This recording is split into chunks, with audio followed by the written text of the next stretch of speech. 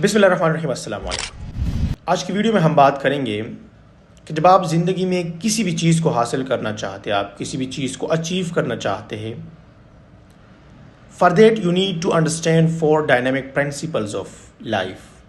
आप फितरत के इन उसूलों को समझें, आप ज़िंदगी के इन उसूलों को समझें। ये 4 डायनेमिक प्रिंसिपल्स आपको ज़िंदगी में वेल प्रिपेयर करता है, आपको किसी भी चीज़ को हासिल करने के लिए तैयार करता है और उसके नतीजे में आप वो चीज़ हासिल करते हैं। पहला डायनेमिक फैक्टर और principle knowledge, second skill, third attitude and 4 value. अब इन 4 चीज़ों को हासिल करने के लिए यू नीड 4 मोर थिंग्स। आपको 4 मज़ीद चीज़ें चाहिए। For knowledge you need hard work, you need passion. ठीक है, आपके अंदर वो एक जुस्तजू होना चाहिए नॉलेज को हासिल करने के लिए। For skill you need practice, for attitude you need self recognition, self awareness, and for values you need integrity. अच्छा, पहले डायनेमिक फैक्टर पे आते हैं, नॉलेज। जिंदगी में किसी भी लेवल पे आप कोई भी काम कर रहे, आपका ताल्लुक किसी भी फील्ड से है, आप किसी भी जगह पे है, यू नीड नॉलेज। अब उस नॉलेज को हासिल करने के लिए, उस नॉलेज को ग्रैब करने के लिए आपको हर तरह से, हर जगह से अपने फील्ड का नॉलेज चाहिए। जब आपके पास नॉलेज होता है, आप कोई भी काम कर सकते। आपको नहीं पता किसी चीज़ के बारे में, और एक चीज़ हमेशा जहन में रखें कि जब हम नॉलेज की बात करते हैं ना, तो किताबों से नॉलेज, माशरे से नॉलेज, ज़माने का नॉलेज, सोसाइटी का नॉलेज, एनवायरनमेंट का नॉलेज, इन तमाम तर नॉलेज से पहले यू नीड कि आपको अपने बारे में पता हो, आपको अपनी ज़िंदगी का मकसद पता हो। यह नॉलेज आपके पास होना चाहिए। देन उसके बाद आपके पास अपने फील्ड का मैक्सिमम नॉलेज होना चाहिए। ठीक है, तो नॉलेज इज़ द की, और हम कहते हैं knowledge is the power. Second cheese skill. किसी भी काम को करने के लिए यू नीड स्किल।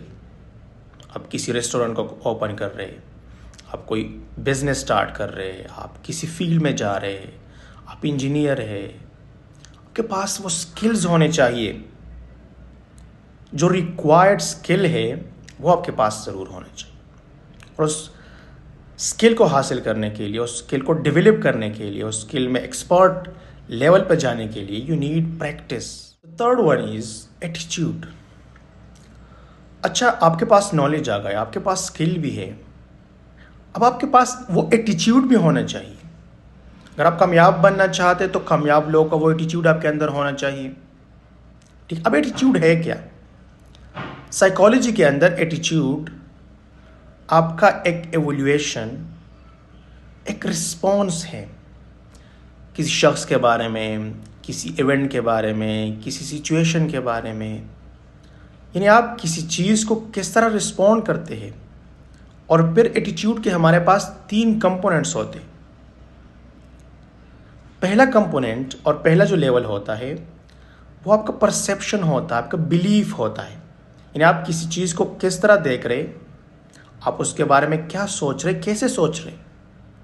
दूसरा लेवल आपके इमोशंस, आपके फीलिंग। ठीक है, किसी चीज़ को आप किस तरह रिस्पॉन्स करते हैं। किसी चीज़ को देखने के बाद आपके साथ कुछ हुआ, आप उसको किस तरह रिस्पॉन्ड कर रहे हैं, आपकी फीलिंग और इमोशंस क्या है। और तीसरी चीज़ आपका बिहेवियर, यानी आप किस तरह एक्ट करते हैं। रिस्पॉन्स में आप किस तरह एक्ट करते, क्या रिस्पॉन्स देते, कैसे रिस्पॉन्स देते।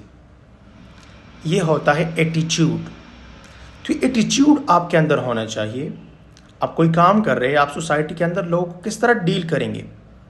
फॉर एग्जांपल, आपका रेस्टोरेंट है, आपके पास डिफरेंट किस्म के कस्टमर्स आएंगे, आपके फूड्स पे रिव्यू देंगे। किसी ने आपका फूड लिया, ठीक है, वापस करने है, वो आपसे पैसे मांग रहा है, कि आपका फूड सही नहीं है, मुझे वापस पैसे दो।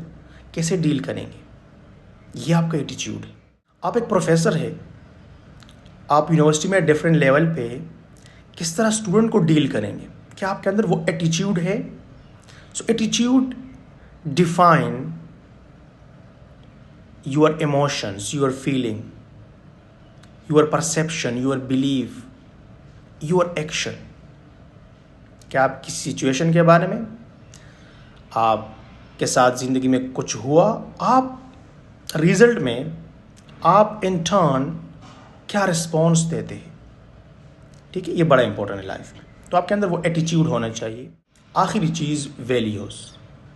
आपके पास नॉलेज आ गया, आपके पास अपने स्किल डेवलप किया, आपके अंदर वो एटीट्यूड भी है, आप उस काम के अंदर वैल्यूज़ किस तरह ऐड कर सकते हैं?